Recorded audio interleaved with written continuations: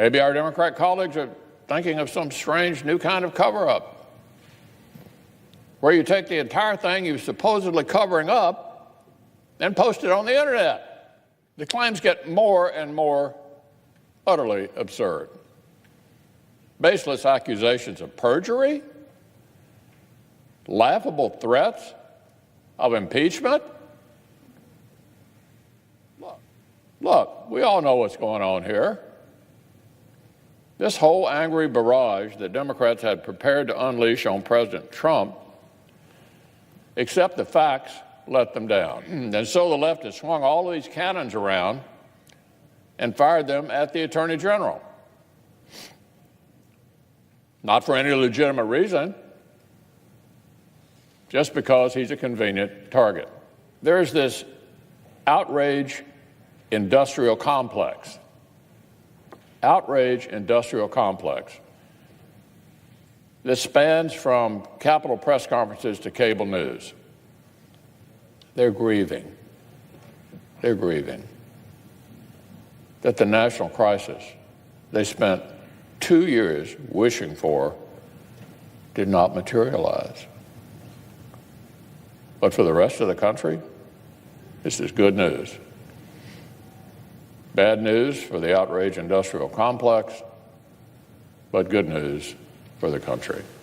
It's now been more than 6 weeks since Special Counsel Bob Mueller, the former FBI director, concluded his investigation into Russia's interference in our 2016 election and delivered his findings to the Justice Department. It's been 2 weeks since Attorney General William Barr made the 450-page report public. This investigation went on for 2 years.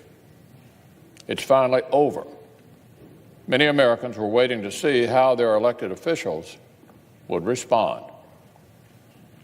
With an exhaustive investigation complete, would the country finally unify to confront the real challenges before us? Would we finally be able to move on from partisan paralysis and breathless conspiracy theorizing? Or would we remain consumed by unhinged partisanship and keep dividing ourselves to the point that Putin and his agents need only stand on the sidelines and watch us as their job is actually done for them? Regrettably, the answer is pretty obvious. So that's what I want to discuss this morning. Russia's interference in American elections, the work of the special counsel and the Attorney General, and how we can finally end this Groundhog Day spectacle, stop endlessly relitigating a 2.5-year-old election result, and move forward for the American people. Madam President, it bears remembering what this investigation was actually supposed to be about: Russian interference in 2016. For many of the president's opponents, it quickly morphed into something else, a last hope that maybe they'd never have to come to terms with the American people's choice of a president.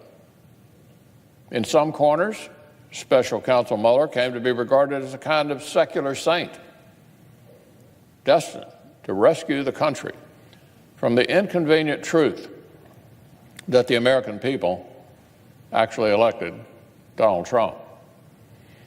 For 2 years, many of the president's opponents seemed to be hoping the worst conspiracy theories were actually true.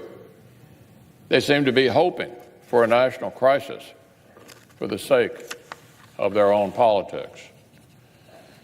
Now, look, I will say it was at least heartening to see many of my Democratic colleagues and the media abruptly awaken to the dangers of Russian aggression.